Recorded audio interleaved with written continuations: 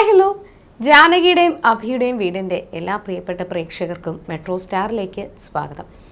ജാനകി ഇപ്പോൾ വളരെ ഗുരുതരാവസ്ഥയിലാണ്. എന്ത് വേണോ സംഭവിക്കാം. കാരണം ഇതുവരെ ഡോക്ടർ ഉറപ്പൊന്നും പറഞ്ഞിട്ടില്ല. ജാനകിയുടെ ഓപ്പറേഷൻ കഴിഞ്ഞുവെങ്കിൽ പോലും ഇപ്പോഴും ഉറപ്പ് പറയാനായിട്ട് ഡോക്ടറിന് സാധിച്ചിട്ടില്ല. അഭിയും കുടുംബവും ഭയങ്കര സങ്കടത്തിലാണ്. ജാനകിക്ക് ഇങ്ങനെ സംഭവിച്ചുവല്ലോ എന്നുള്ളൊരു സങ്കടത്തിലാണ്. ഇതിനിടയിലും തമ്പിയും അപർണയുമാണ് ഇതിൻ്റെ പിന്നിലെന്ന് അഭിയും അമലും ഒക്കെ നല്ലതുപോലെ വിശ്വസിക്കുന്നുണ്ട്. അതുകൊണ്ട് അവർക്കിട്ട് ഒരു 8ന്റെ പണി കൊടുക്കാനായിട്ടും അഭി ശ്രമിക്കുവാണ്. ഇനി എന്തൊക്കെയായിരിക്കും സംഭവിക്കുക? ജാനകി രക്ഷപ്പെടുമോ? ജാനകി തിരികെ അഭിയുടെ ജീവിതത്തിലേക്ക് തിരികെ വരുമോ? അതോ അഭിയുടെയും അമലിൻ്റെയും ഒക്കെ പ്രതീക്ഷകൾ താളം തെറ്റുമോ എന്ന് നമുക്ക് നോക്കാം. അതിനു മുൻപ് ആദ്യമായിട്ടാണ് ഈ ചാനൽ കാണുന്നതെങ്കിൽ തീർച്ചയായിട്ടും സബ്സ്ക്രൈബ് ചെയ്യുക. അപ്പോൾ ഞങ്ങളുടെ പുതിയ സീരിയൽ റിവ്യൂ വീഡിയോസ് എല്ലാം നിങ്ങൾക്ക് ലഭിക്കുന്നതായിരിക്കും. ഒട്ടും പ്രതീക്ഷിക്കാത്ത ട്വിസ്റ്റുകൾ ഇപ്പോൾ അവരുടെ ജീവിതത്തിൽ സംഭവിച്ചുകൊണ്ടിരിക്കുകയാണ്. അഭി ഇപ്പോഴും നല്ല ടെൻഷനിലാണ്. എന്ത് ചെയ്യും, അല്ലെങ്കിൽ എന്നൊന്നും അഭിക്ക് അറിയത്തില്ല. തന്നോട് യാത്ര പറഞ്ഞ് പോയിട്ട് വരാം അഭിയേട്ട എന്ന് പറഞ്ഞ് പോയ ജാനകി മണിക്കൂറുകൾക്ക് ശേഷം ഹോസ്പിറ്റലിലെ ഗുരുതരാവസ്ഥയിൽ കിടക്കുന്ന കാഴ്ചയാണ് അഭി കണ്ടത്. അത് അഭിക്ക് താങ്ങാവുന്നതിലും അപ്പുറം തന്നെയായിരുന്നു. ആ സമയത്ത് ജാനകി പോകുന്നതിന് തൊട്ടു മുൻപ് അഭിയോട് സംസാരിച്ചതും അഭിയെ ചേർത്ത് പിടിച്ച് നിന്നതും അങ്ങനെ ആ നിമിഷങ്ങളൊക്കെ അഭിയുടെ കണ്ണിൽ കൂടി ഇങ്ങനെ മാഞ്ഞു പോകുന്നുണ്ടായിരുന്നു. ആ ഒരു നിമിഷങ്ങളൊക്കെ ഓർക്കുമ്പോൾ അഭി പൊട്ടി പൊട്ടി കരയുവാണ് ചെയ്തത്. മനയിൽ വിളിച്ചിട്ട് രാധാമണിയെ നോക്കിക്കോണമെന്നും ജാനകിക്ക് അപകടം സംഭവിച്ച കാര്യമൊക്കെ അഭി പറഞ്ഞു. എത്രയും പെട്ടെന്ന് ജാനകിക്ക് ആ ഒരു ഓർമ്മ തിരിച്ചു കിട്ടിയാൽ ഉടൻ തന്നെ, ജാനകി കണ്ണു തുറന്നാൽ ഉടൻ തന്നെ ഞാൻ അങ്ങോട്ടേക്ക് വരാമെന്നാണ് അഭി പറഞ്ഞ് കോള് കട്ട് ചെയ്തത്. രാധാമണി ഇതുവരെയും ഈ സത്യങ്ങളൊന്നും അറിഞ്ഞിട്ടില്ല. എന്ത് ചെയ്യണമെന്ന് അറിയാതെ ഇങ്ങനെ സങ്കടപ്പെട്ട് നിൽക്കുന്ന സമയത്ത് ഡോക്ടർ അകത്തേക്ക് വിളിച്ചു. അഭി ജാനകിയെ പോയി കണ്ടു. ഡോക്ടർ പറഞ്ഞത്, ജാനകിയെ ഒന്ന് വിളിച്ചു നോക്കൂ, ജാനകി കണ്ണ് തുറക്കുമോ എന്ന് നോക്കാമല്ലോ. അഭി ഒരുപാട് വട്ടം ജാനകിയെ വിളിച്ചു. ജാനകി കണ്ണ് തുറക്ക്, നീ ഇല്ലാതെ എനിക്ക് ആരുമില്ല ജാനകി, നീ കണ്ണ് തുറക്ക്, നീ എൻ്റെ അല്ലേ ജീവൻ എന്നൊക്കെ പറഞ്ഞുകൊണ്ട് അഭി ഒരുപാട് കരയുന്നുണ്ട്. കൂടാതെ തന്നെ ജാനകി ഒരുപാട് വട്ടം വിളിക്കുന്നുണ്ട്. പക്ഷേ ജാനകി കണ്ണ് തുറക്കുന്നില്ല. ഡോക്ടറിനോട് ചോദിച്ചു, ഡോക്ടറെ ജാനകി കണ്ണ് തുറക്കുന്നില്ല, എന്ത് ചെയ്യും, ജാനകിയുടെ ഇപ്പോഴത്തെ അവസ്ഥ എന്താണ് എന്ന് ഡോക്ടറിനോട് ചോദിച്ചു. അപ്പോൾ ഡോക്ടർ പറഞ്ഞത്, ജാനകിയുടെ തലയിൽ നല്ല രീതിയിൽ നല്ല ആഘാതത്തിൽ തല വന്ന് ഇടിച്ചിട്ടുണ്ട്, എന്തിലോ തല ഇടിച്ചിട്ടുണ്ട്. അങ്ങനെ കൈക്ക് ഫ്രാക്ചറുണ്ട്, മാത്രമല്ല തലയ്ക്ക് നല്ല പൊട്ടലുണ്ട്. അതാണ് ജാനകിക്ക് ഇപ്പോഴത്തെ അവസ്ഥയെന്നും ഇൻറ്റേർണൽ ബ്ലീഡിങ് ഉള്ളത് കൊണ്ട് ഓപ്പറേഷൻ ചെയ്തതാണ്. പക്ഷേ ഇപ്പോൾ ഒന്നും പറയാറായിട്ടില്ല. 50-50 ചാൻസാണ്. ഞങ്ങളുടെ പരമാവധി നോക്കുന്നുണ്ട്. പക്ഷേ എന്ത് വേണമെങ്കിലും സംഭവിക്കാം, നിങ്ങൾ പ്രാർത്ഥിക്കുക എന്ന് മാത്രമാണ് ഡോക്ടർ പറഞ്ഞത്. ആ വാക്കുകളും അഭിയെ വല്ലാതെ അങ്ങ് വേദനിപ്പിച്ചു. ജാനകി രക്ഷപ്പെടുമെന്ന് പോലും ഡോക്ടർ പറയാൻ പറ്റുന്നില്ല. 50-50 ചാൻസാണ്, എന്തും സംഭവിക്കാം എന്നൊരു കാര്യം മാത്രമാണ് ഡോക്ടർ പറയുന്നത്. ഇനി എന്ത് ചെയ്യും എന്ന് അഭിക്ക് അറിയത്തില്ല. അങ്ങനെ അഭി പുറത്തേക്ക് ഇറങ്ങി കുറച്ച് കഴിഞ്ഞപ്പോഴാണ് ഡോക്ടർ വന്ന് വേറൊരു കാര്യം കൂടി പറയുന്നത്. ജാനകിയുടെ നില ഓരോ നിമിഷം കഴിയുന്തോറും ഗുരുതരാവസ്ഥയിലോട്ട് പൊയ്ക്കൊണ്ടിരിക്കുകയാണ്. ജാനകിയുടെ തലയിൽ ഇന്റേണൽ ബ്ലീഡിംഗ് ഉള്ളത് കൊണ്ടാണ് ഓപ്പറേഷൻ നടത്തിയത്. പക്ഷേ ഇപ്പോൾ MRI സ്കാനിങ്ങിന്റെ റിപ്പോർട്ട് വീണ്ടും വന്നു. ആ റിപ്പോർട്ടിൽ ജാനകിക്ക് വീണ്ടും തലയിൽ ബ്ലീഡിംഗ് ഉണ്ടെന്നും അത് മാറിയിട്ടില്ല, ഇപ്പോഴും ഇന്റേണൽ ബ്ലീഡിംഗ് നടക്കുകയാണ്.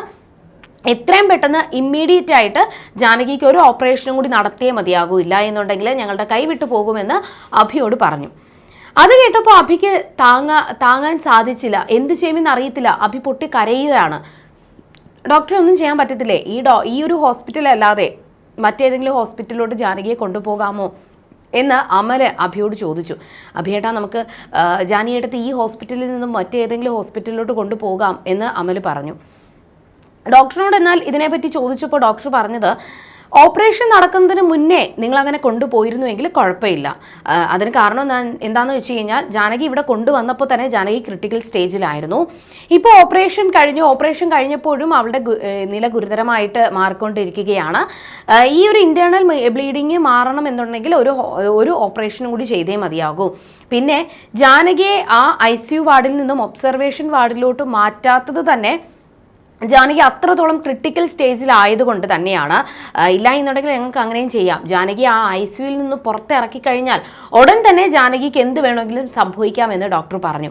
5 മിനിറ്റിനകത്ത് വെച്ച് നിങ്ങളുടെ തീരുമാനം എന്താണെന്ന് വെച്ചാൽ എന്നെ അറിയിക്കണമെന്നും ഡോക്ടർ പറഞ്ഞു.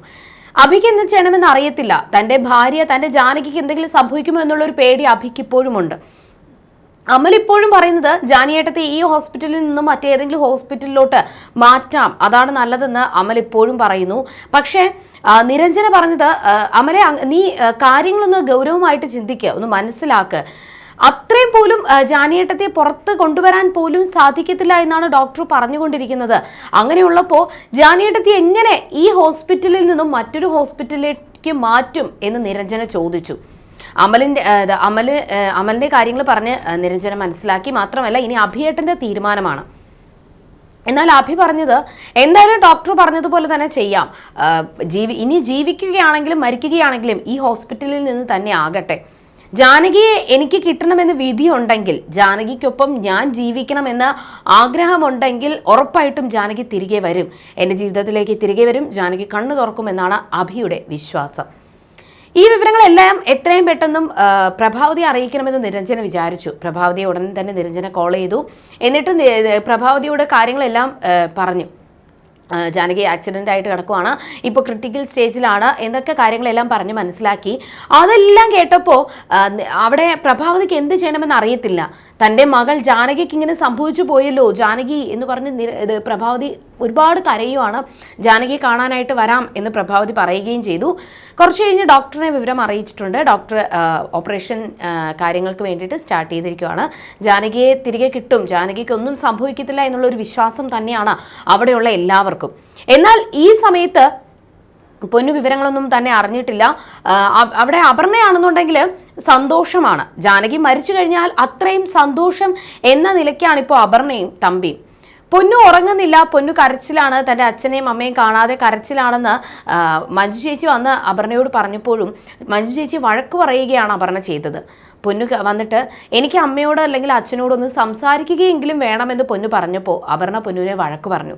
നിന്റെ അച്ഛനും അമ്മയും ഇന്ന് ഇവിടെ വരാൻ പോകുന്നില്ല, ഇനി കുറച്ച് ദിവസം കഴിഞ്ഞിട്ടേ വരത്തുള്ളൂ, അതുകൊണ്ട് നിനക്ക് ഭക്ഷണം കഴിച്ചിട്ട് നീ മഞ്ജു ചേച്ചിയുടെ കൂടെ പോയി കിടന്ന് ഉറങ്ങിക്കോണം എന്ന് അപർണ പറഞ്ഞ് വഴക്ക് പറഞ്ഞു.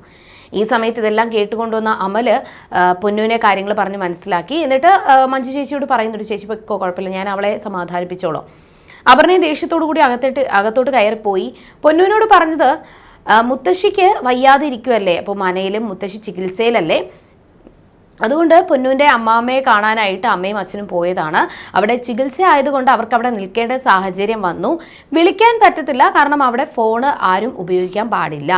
അതുകൊണ്ടാണ് പൊന്നുവിനെ വിളിക്കാനോ കാണാനോ പറ്റാത്തതെന്നും നാളെ അച്ഛൻ പൊന്നുവിനെ വിളിക്കും, 2 ദിവസം കഴിയുമ്പോഴത്തേക്കും പൊന്നുവിനെ അമ്മയുടെയും അച്ഛൻ്റെ അടുത്തേക്ക് കൊണ്ടുപോകാം എന്ന് അമൽ പറഞ്ഞു. കൂടാതെ പൊന്നു എൻ്റെ കൂടെ കിടന്നാൽ മതി എന്നുകൂടി അമൽ പറയുന്നുണ്ട്. പൊന്നുവിനെ മഞ്ജു ചേച്ചിയുടെ അടുത്താക്കിയതിനു ശേഷം അപർണയെ കാണാനായിട്ട് റൂമിലേക്ക് പോയി. അപർണ ആ സമയത്ത് ആരെയോ തിരക്കിട്ട് വിളിക്കുകയായിരുന്നു ഫോണിൽ. അപ്പോൾ അമലിന് മനസ്സിലായി അപർണയാണ് ഇതിൻ്റെ പിന്നിലെന്ന്. അതിൻ്റെ പേരിൽ അപർണയോട് വഴക്കിട്ടു. അപർണ ആദ്യമൊക്കെ താനൊന്നും ചെയ്തിട്ടില്ല എന്നുള്ള രീതിയിൽ പറഞ്ഞുവെങ്കിലും അവസാനം അമലിനെ ദേഷ്യം പിടിപ്പിക്കാനാണെങ്കിൽ പോലും അപർണ പറഞ്ഞു, ഞാൻ തന്നെയാണിത് ചെയ്തത്, നിന്റെ ഏട്ടത്തിയെ കൊല്ലാനായിട്ട് തന്നെയാണ് ഞാൻ ശ്രമിച്ചത്, അവള് കാരണം എൻ്റെ ജീവിതത്തിലോ എൻ്റെ അച്ഛൻ്റെ ജീവിതത്തിലോ വിള്ളൽ വീഴാൻ പാടില്ല, അതുകൊണ്ട് ഞാൻ അവളെ കൊല്ലാനായിട്ട് ശ്രമിച്ചതാണ് എന്ന് അപർണ പറഞ്ഞു. പിന്നീട് പറഞ്ഞു, ഞാനിതെല്ലാം ഇതല്ലേ നിന്റെ ആഗ്രഹം, ഞാനിത് സമ്മതിച്ചു തരണമെന്നല്ല നിന്റെ ആഗ്രഹം, ഞാൻ സമ്മതിച്ചു, പക്ഷേ ഞാൻ അത്രയും ബുദ്ധിയില്ലാത്ത ഒരാളല്ല.